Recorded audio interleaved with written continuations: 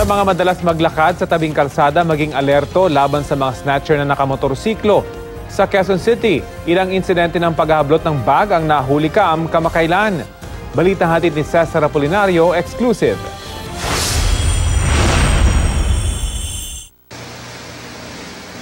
Baligtad magsuot ng jacket at madalas nakatambay sa tabi ng bangketa para ispatan ang mga babaeng may sukbit na bag.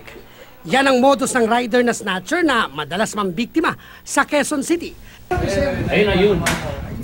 May naispatan ulit ang sospek sa Barangay Sikatuna. Hindi kita ang aktwal na paghablot sa bag ng babae pero ilang sandali pagdaan ng sospek sa kalyeng ito, makita siyang sakay ng motorsiklo kasunod ang humahabol na biktima na panayang sigaw ng saklolo. Ang bag niya na may lamang pera at ibang gadget, natangay na. Kasi hawak niya yung cellphone. Yung paghawak niya ng cellphone, bigla niya nabitawan. Kung di na ano yun, nakabalanse yung kamay niya, makakaladkad siya. Nadaba na nga siya dyan, puro sugat yung dito niya. Nitong Sabado lang sa katabing barangay Quirino 2A, makikita ang isa pang babae sa gilid ng bangketa na pinapwesto ng kasama niyang lalaki matapos daw mapansin ang umaaligid na sospek. Kung nakita nila yung kahina-hinalang riders, sinabi ng lalaki dun sa kasama niyang babae na magpalit sila ng pwesto. Pinalipat po siya ng lalaki dun sa kabilang side. Pero lingid sa kaalaman nila, umiikot pala ang rider at tumambay malapit sa bangketa. Mabuti at alerto ang dalawa, kaya bigo ang sospek sa masama niyang balak.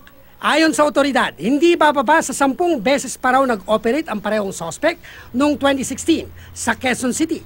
2 sa mga insidente nahuli kam. March 26 na biktima niya ang isang ginang na halos makaladkad ng motorsiklo nang agawin ng bag niyang may lamang mahigit 20,000 piso at mga gadget.